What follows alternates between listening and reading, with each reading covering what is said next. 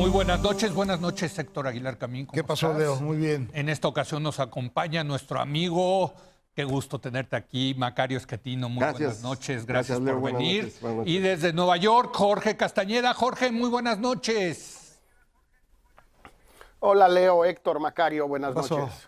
Bueno, dentro del debate que tuvimos la semana pasada sobre lo ocurrido en Culiacán el 17 de octubre, dos cosas quedaron claras, que algo tiene que cambiar, que sí va a haber un punto de quiebre con dos actores que son muy importantes para México, los militares y Estados Unidos. Algo va a pasar con esos dos actores y decidimos hoy comenzar con este debate de qué va a pasar, primero que nada, con la relación del gobierno de López Obrador con las Fuerzas Armadas. Héctor. Bueno, primero vamos a especular, ¿no? Porque realmente información precisa que hayamos recibido, tanto de la relación con Estados Unidos como con el ejército, no la tenemos. Partimos de ahí.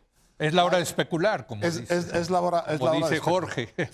Ahora, todo indica que de parte de Estados Unidos, Jorge hizo un muy buen artículo sobre eso en New York Times, hay como una especie de regreso a la exigencia de que México tenga una política antidrogas como la ha tenido siempre y que se establezca. Después aparecieron declaraciones de funcionarios del Departamento de Estado americano diciendo que era muy importante que estuviera esta estrategia antidrogas y que fuese compartida. Eso, junto con el hecho de que el operativo en Culiacán fue del viejo estilo, del estilo de capturar capos en operaciones quirúrgicas, y eso a mí me parece que es una tendencia que va a poner a México otra vez en la situación de ser un país supervisado, o por lo menos en un intento de supervisión y de validación de sus resultados de acuerdo con los criterios que Estados Unidos establezca. Esta película ya la vimos durante décadas, no solo en México, también en Colombia. Y es verdad que acaban agarrando a casi todos los capos, pero es verdad también que eso lo que hace es esparcir la sustancia criminal por el resto del país y del continente y generar lo que a nosotros como país nos preocupa más, que es la violencia, el crecimiento de los delitos que afectan a la gente, la incertidumbre y la falta de condiciones elementales para un desarrollo económico, por ejemplo, en donde no haya que pagar una continua cuota al crimen o a la seguridad, a la extraseguridad. De manera que ahí hay, otra vez, como ha estado siempre, en relación con Estados Unidos, un intento de reposición o un camino de reposición de la misma estrategia. Vamos a ver en dónde termina. Macario. Pues sí, no es nada de extrañarse. Los dos presidentes, el de México y el de Estados Unidos, tienen una imagen del mundo de los años 70. Entonces se están regresando a los años 70 los dos y pues en ese sentido efectivamente es algo que no es muy atractivo para México bajo ninguna circunstancia. A mí me parece que sí debemos hacer un esfuerzo mayor por separar dos problemas que tenemos en el tema de seguridad. Uno es asociado al narcotráfico y en eso yo coincido con todo lo que acabas de explicar, y el otro está asociado a la falta de Estado de Derecho de manera general. Y ese no se va a resolver en cuestiones, por ejemplo, de legalización o llegar a algún acuerdo con Estados Unidos. Ese es un problema nuestro interno, que tiene que ver con una limitada fuerza pública. Yo siempre insisto en los números, la cantidad que México destina a seguridad, justicia y defensa equivale a 1.4% del PIB, que es la cuarta parte de lo que gasta Colombia y la tercera parte de lo que gasta Estados Unidos. Entonces, con esos recursos, pues, es imposible tener un sistema que funcione adecuadamente. Ese es un tema, y el otro es efectivamente el del narcotráfico, en donde yo insisto, coincido contigo, pero ahí mi preocupación es, los dos presidentes están pensando en 1970 y van a tratar de regresar a esa época y en buena medida, para mí eso explica por qué López Obrador pues se vio muy simple en el tema de migración y nos convirtió en el muro virtual, y ahora pues parecería estarse también rindiendo a lo que las agencias empiecen a pedirle, y esto pues no es una buena señal para México. Por cierto, dices que regresaríamos a los 70. Yo tengo la impresión de que en los 70 había más seguridad en México que actualmente. Entonces, quizás no sería tan mal que regresáramos a los 70. La tasa de homicidios por cada 100,000 habitantes, los mejores datos que tenemos es que hoy es equivalente a la que había cuando yo nací. Sí. Es decir, inicios de los 60. Exacto. Entonces, pues más o menos estaríamos en lo mismo. Lo que pasa es que en los años 70 la violencia no ocurría en las ciudades, ocurría en el campo, y nadie la veía porque pues nadie iba a tomar fotos, ¿no? Jorge Castañeda. Mira, yo estoy de acuerdo con lo que dicen Héctor y Macario en general.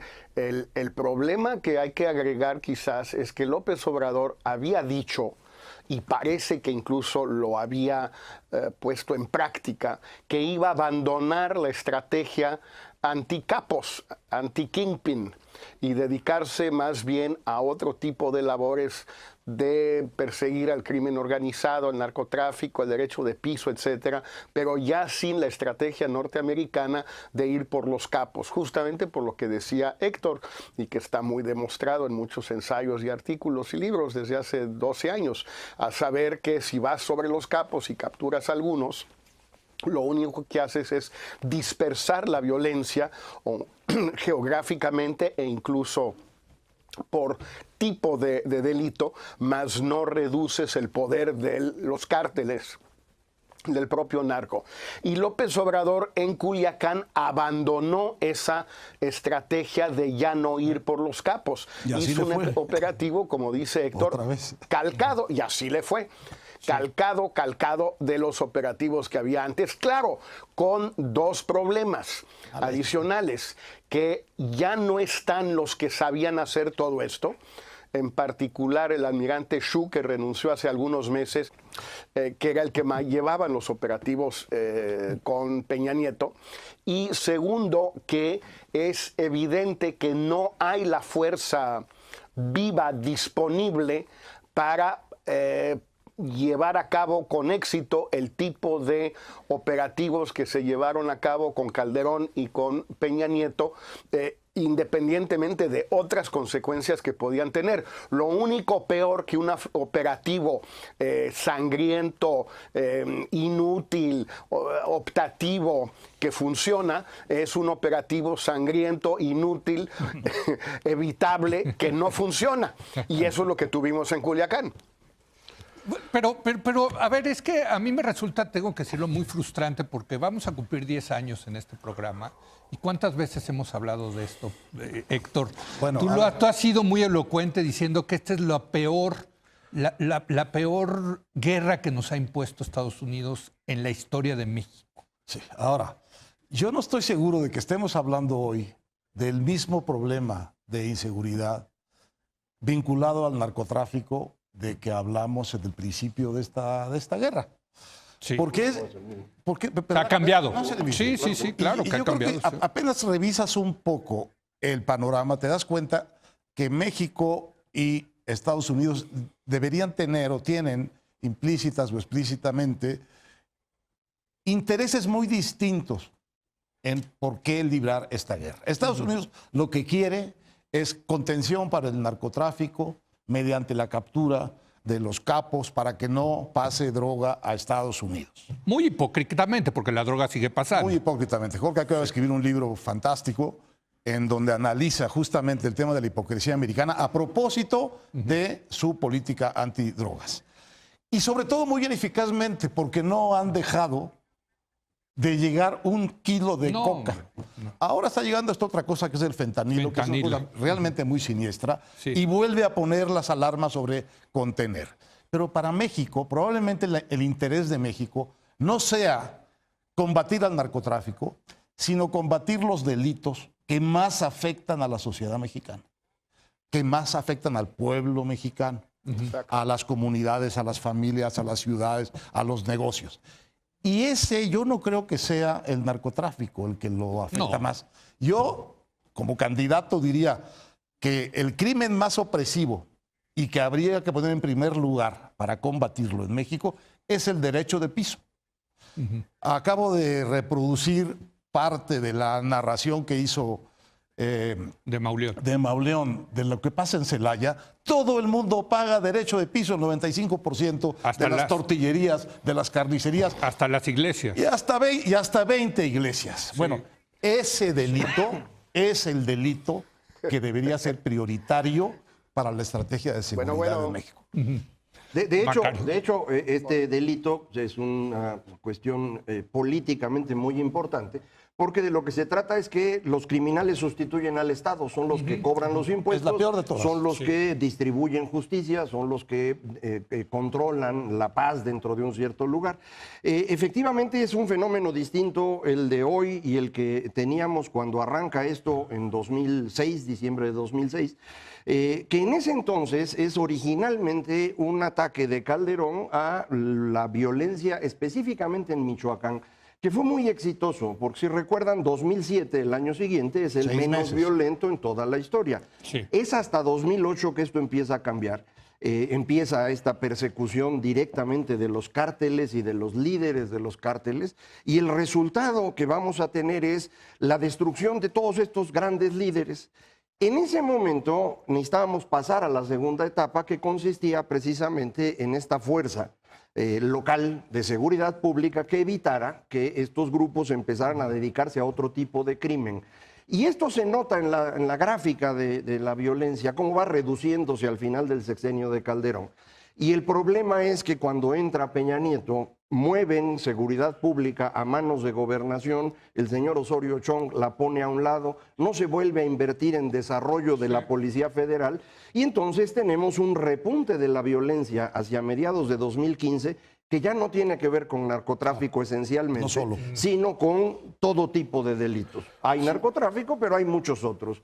Y entonces en ese dilema estamos hoy. Entonces ya mezclaste los dos problemas.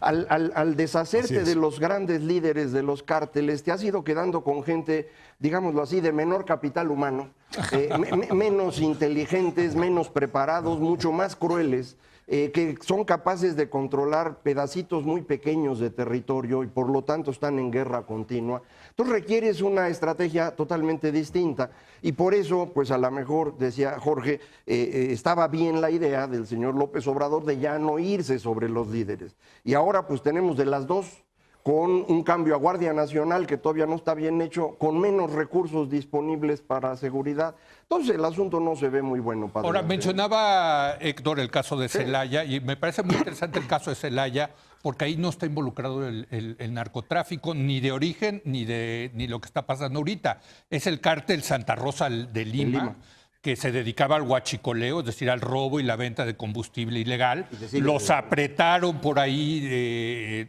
con estos operativos y es cuando deciden entonces dar el salto a este otro nuevo negocio, pongámoslo así, del cobro de piso. Yo no sé qué es peor, pero entonces pero estamos jodidos. Porque para la gente sin duda el peor y para el Estado, es el cobro de piso. Pero entonces el Estado tiene que dejar que se roben la gasolina. Y para el Estado también, porque es una sustitución criminal del Estado. En el fondo lo que están haciendo es capturando otra forma de impuestos y sometiendo a la sociedad. Pero el gobierno tampoco puede dejar así, bueno, pues déjenlos que se sigan robando la gasolina. No es opcional, hay que hacerlo todo. Hay que hacerlo todo, exacto. A ver, ahora? Jorge, ¿estás allí? Sí, ya llegaste, ya regresaste. Órale. Estoy aquí, se corta, pero vuelvo. No, quería regresar al tema de Estados Unidos. Sí. Suponiendo que López Obrador en efecto hubiera querido seguir adelante con esa estrategia ya no anticapos, sino diferente, era inevitable y de indiferencia, digamos, ante el tema, de dejar pasar, cosa que da la impresión a veces por algunas cifras de decomisos, etcétera, es lo que ha venido sucediendo estos meses. Estados Unidos no se iba a quedar quieto, o sea, iba a llegar el momento en que se iban a dar cuenta, algunos por lo menos, de que México ya no estaba haciendo lo que había hecho con Calderón y con Peña Nieto, equivocadamente en mi opinión, pero aparte, ¿no? Y entonces Estados Unidos iba a empezar a presionar a López Obrador, decirle, oye, el hecho de que estés haciendo el trabajo sucio mío en materia de migración no te exime de hacer también el trabajo sucio en materia de drogas. Tu chamba es hacer el trabajo sucio en lo que sea. Esa es tu chamba, a eso te tienes que dedicar. Y en efecto empezaron las presiones públicas a través de este funcionario del Departamento de Estado que decía Héctor, y seguramente privadas a través de estas dos misiones de la DEA que se han comentado en los medios, una que vino en septiembre con gente de Alabama y de Luisiana, o no sé muy bien de dónde, y otra con gente del Departamento de Estado de Seguridad Interna, de la DEA, etcétera, etcétera, que vino un poco después.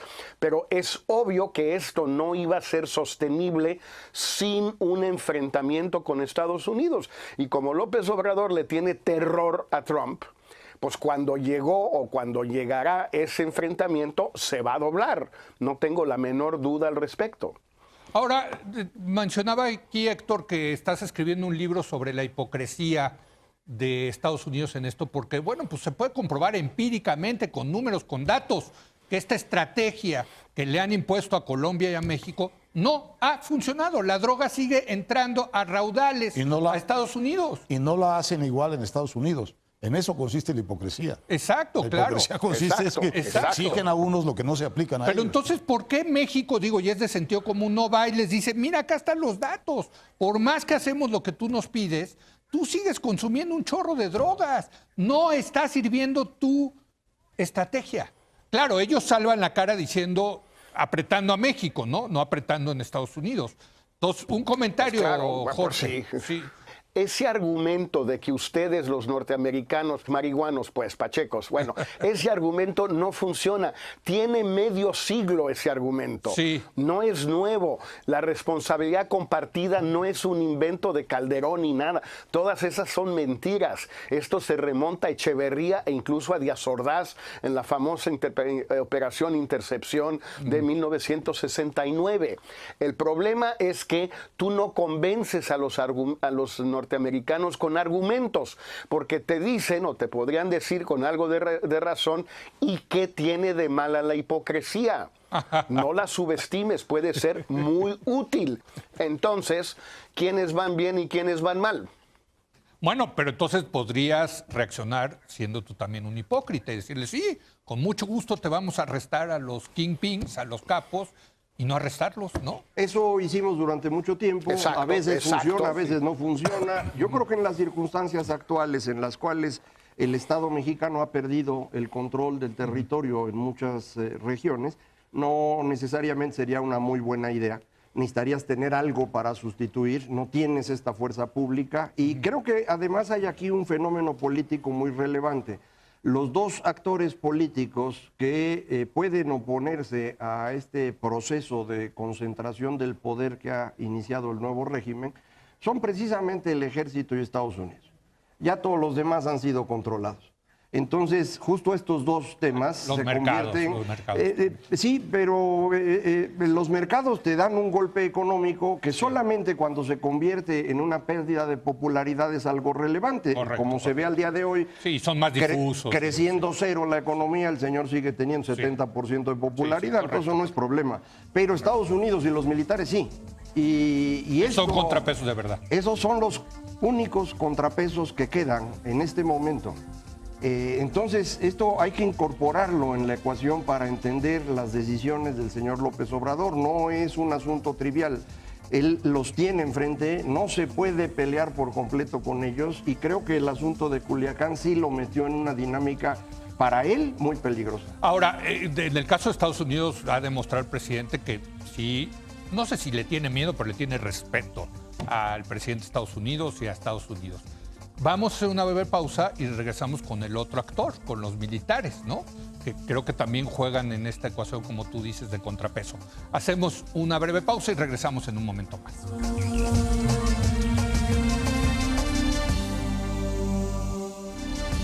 Decía Macario, creo que con toda la razón, de que dos de los pocos contrapesos que quedan en el proyecto centralizador del presidente López Obrador son el Ejército y Estados Unidos. Ya analizamos el tema de Estados Unidos y yo creo que va a seguir ahí, ¿no? Ellos van a seguir siendo hipócritas, porque les ha funcionado, como dice Jorge Castañeda, ser hipócritas, y nosotros hemos sido lo suficientemente tontos para caer en esa hipocresía. Éramos bastante hipócritas. Lo que pasa es que la hipocresía dejó de operar por la sencilla razón de que apareció un presidente americano capaz de unas amenazas creíbles que automáticamente te tuvo que poner a hacer lo que te pide o a recibir el daño de su amenaza. Descubrió que si nos pone 5% de aranceles o se avisa que va a poner, es suficiente para que la hipocresía mexicana en materia de migración se termine. De todo. Y también, me imagino, la de drogas. Con la de drogas. Entonces, sí estamos en una posición un poquito difícil. Bueno, ahora del ejército. El ejército. Otra vez vamos a especular, porque salvo tendencias generales. ¿Cuál es? Yo no creo que ningún presidente haya intentado una alianza tan fuerte con su ejército en términos de que se refleje en la nómina para que se vea que es de veras, como este. No creo que haya ningún presidente que yo recuerde que haya puesto tantas cosas en manos del ejército. Tanta responsabilidad para empezar en la seguridad pública y tanto dinero del presupuesto para las obras canónicas, las obras fundamentales del gobierno. El aeropuerto. Ahora, ¿cuál es la relación, sin embargo, que podemos pensar en este momento que tiene el presidente con el ejército? Yo creo que por lo menos una relación tensa. Después de Culiacán. Después de Culiacán. Sí, claro. Porque se desacomodaron demasiadas fichas ahí y no sabemos bien cómo está la relación política cabal entre el presidente y las Fuerzas Armadas. Porque cuando decimos Fuerzas Armadas, decimos dos corporaciones que no suelen llevarse bien, Marina y Defensa. Y ahora decimos otra, que es la Guardia Nacional, que quién sabe qué mezcla es, y dentro de esa está metida otra cosa que quién sabe qué quedó, que es la Policía Federal, más un secretario civil de Seguridad Nacional. Su primera salida de la mano al público fue desastrosa. Sí, a mí me parece que el ejército, las Fuerzas Armadas en general, habían estado recibiendo muy maltrato de parte del presidente López Obrador. ¿Sí te parece? Durante mucho tiempo en cuanto a lo que se discurso, dice. Es decir, efectivamente hubo dinero. Para eso es Santa Lucía. Si alguien cree que algún día va a ser aeropuerto, es pura creencia. Es un mecanismo para mandar dinero a los que dirigen el ejército, pero los que van y ponen el cuerpo frente a los criminales son otros. Y esos son los que fueron insultados todo el tiempo por López Obrador.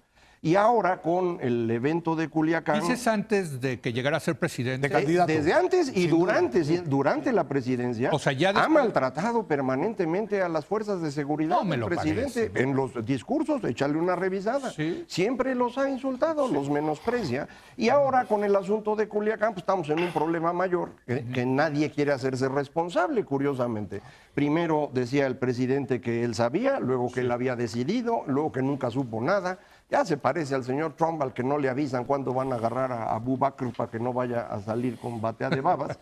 Entonces, creo que esta es una circunstancia bien compleja porque aun cuando las Fuerzas Armadas consideran a la lealtad como el elemento fundamental, en muchas ocasiones la tensión al interior se puede hacer muy seria.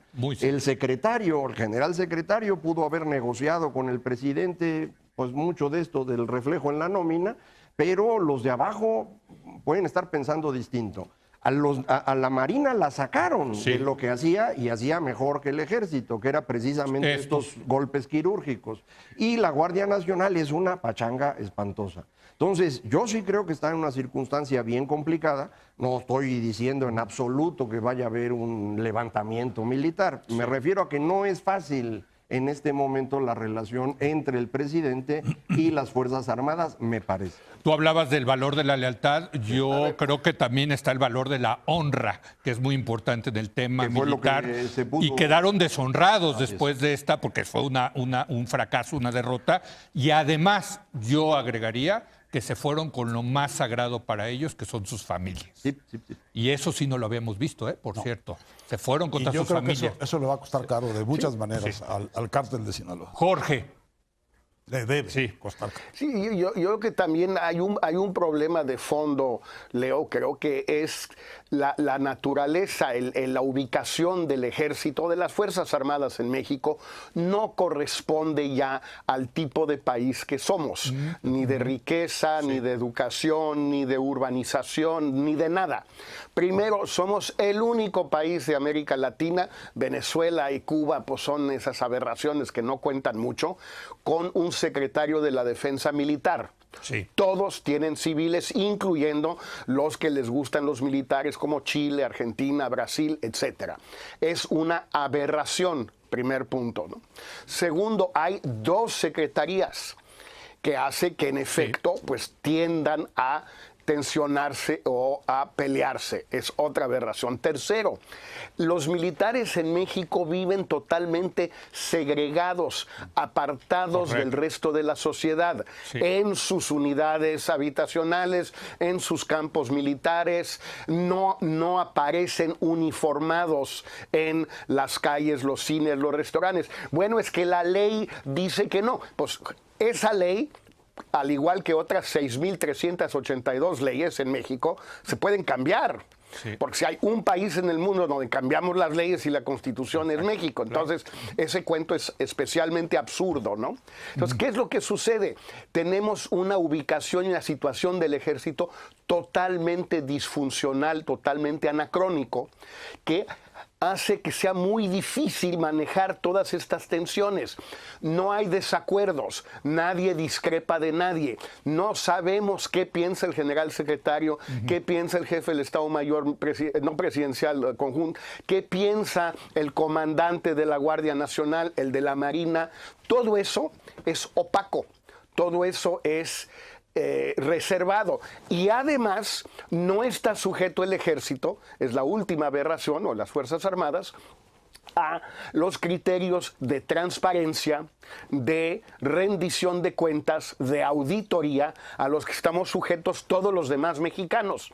Y claro, cuando quiere el presidente algo raro, simplemente lo declara tema de seguridad nacional, le toca al ejército como Santa Lucía y ya no hay amparo que valga.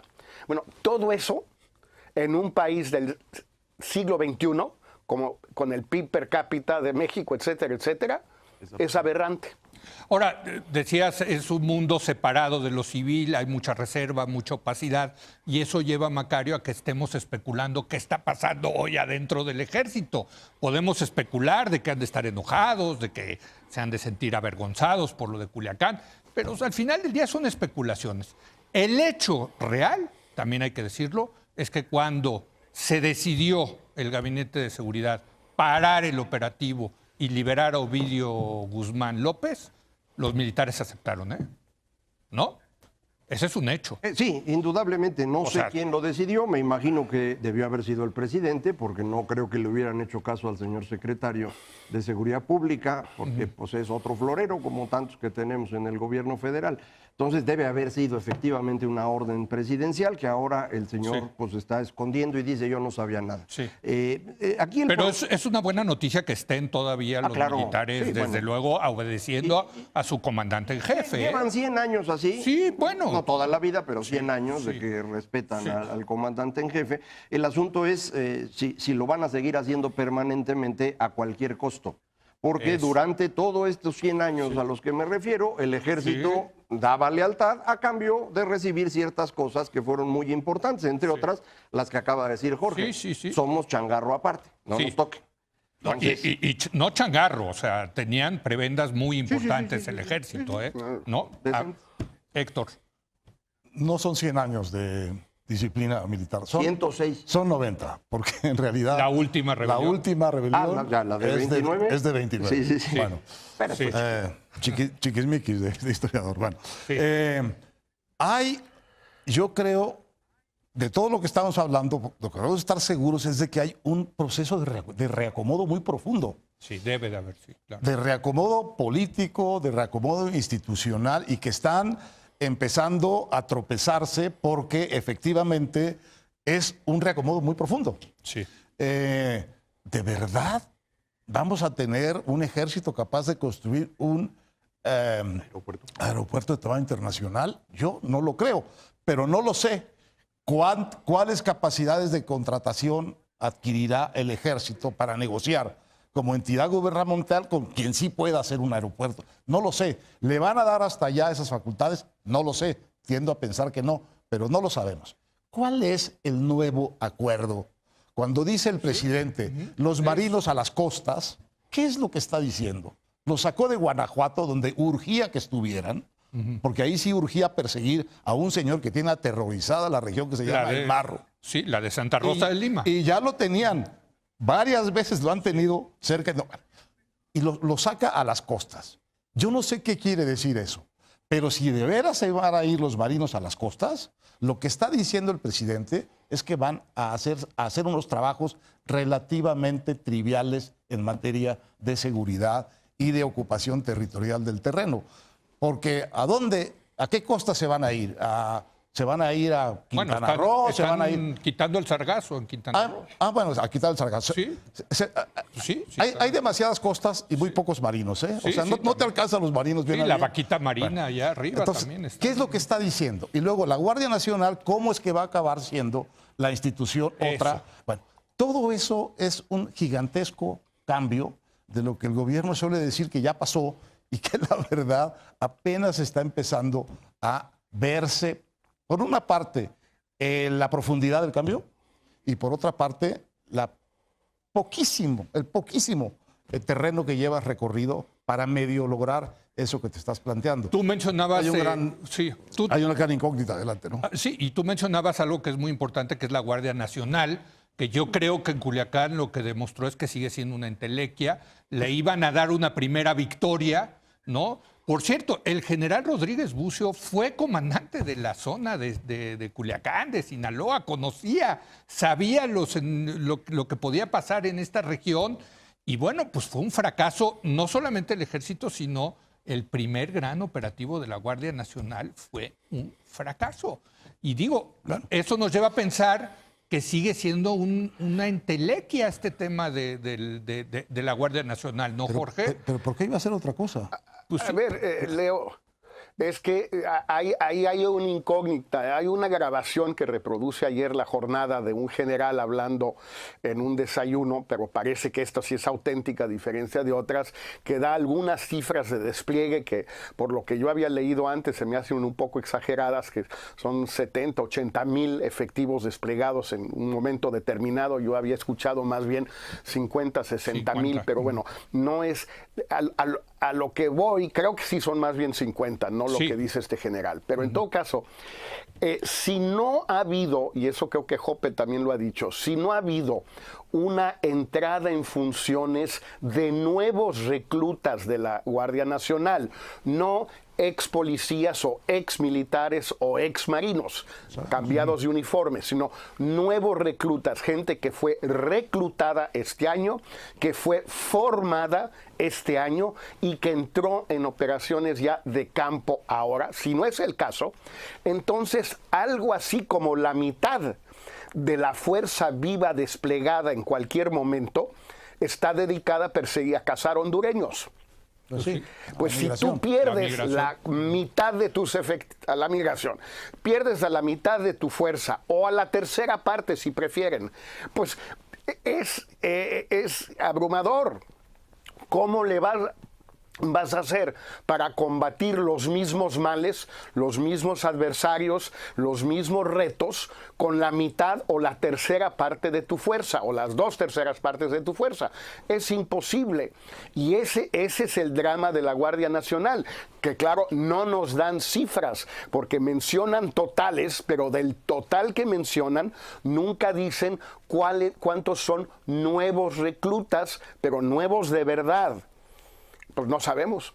Por cierto, y en el caso de la migración, pues sí con éxito, porque sí, según las propias cifras del gobierno, han bajado en 56% el problema de los migrantes que pasaban pues es que ese está México. Fácil, mano, ¿no? Ese es bastante más fácil. Pues sí, si tú mueves 30,000 elementos y los pones en la frontera sur, pues vas a agarrar a bastantes. Entonces, pero ahí están. Sí, pero entonces ya no tienes para los demás. Ese es el problema. Y eso lo habíamos dicho desde hace mucho tiempo. Nos faltan recursos, insisto, gastamos muy poquito, tenemos poca gente. Y de esa gente y de esos recursos ahora mueve 1/3 o la mitad, como dice Jorge, a otra actividad, Sí. pues tienes menos para cuidar la seguridad.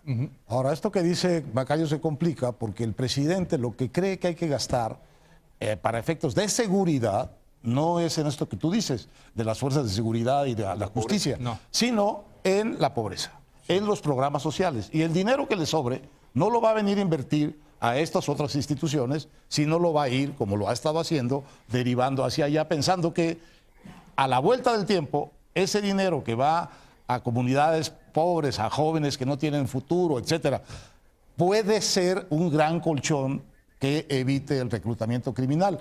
Puede ser, ¿eh? Puede ser, sobre todo los delitos menores. Pero yo creo que estas estructuras enormes, Es otra cosa. cuando estaban dando la noticia de que llegaban los primeros apoyos a Badiraguato, lo estaba diciendo la presidenta municipal de todo tipo, estaban en ese mismo momento llamando muchachos de Badiraguato para que se treparan a las camionetas y fueran a la batalla de Culiacán por 40,000 pesos. Eso lo leí en un artículo de Roberto Samarripa, no tiene fuente, Sí. pero no me parece para nada, digamos, extraño. Yo leí entre 20 y 40,000 pesos en otro lado, pero es eso, o sea, no hay comparación entre 3,500 No. y 20 y 40,000, ¿no? No, pero suponer que el origen de la violencia en México es la pobreza o la desigualdad es un error muy grande. sí.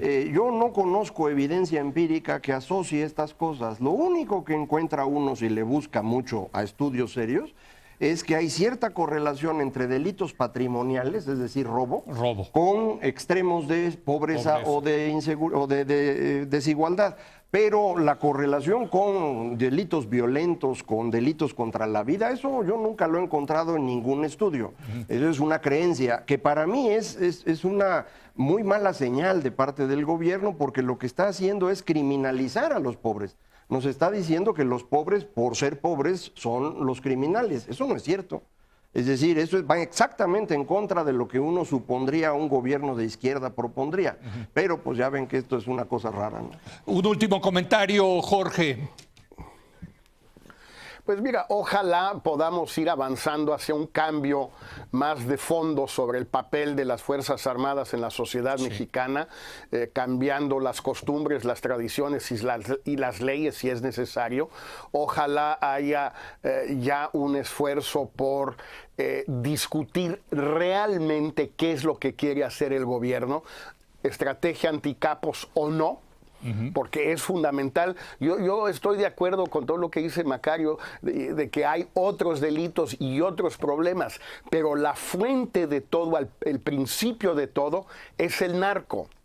Si le quitaras al narco el dinero que le viene del carácter ilegal de la droga, no tendría la fuerza, los sicarios, las armas, todo el cuento que les encanta ahí en México, Ebrard y todos estos con las armas gringas y las armas gringas. A ver, si no tuvieran ese dinero no comprarían armas gringas. Compran armas gringas y rusas y centroamericanas porque tienen ese dinero. ¿De dónde viene el dinero? Del carácter ilegal, del gran negocio, el core business del crimen organizado sigue siendo el narco. Sí, bueno, y es un business que se genera allá y que hipócritamente quieren que resolvamos acá, ¿no? Gracias, Jorge, te despedimos desde allá en Nueva York. Nos vemos la semana que entra. Gracias, Leo, Héctor, Macario, un abrazo. Jorge. Gracias. Bueno, y ahora vamos a hacer una breve pausa y vamos a hablar de lo que está pasando en Sudamérica, las elecciones en Argentina y Bolivia, las protestas en Chile y en Ecuador. Bueno, algo gordo parecería que está sucediendo al sur de nuestro continente. Regresamos en un momento más.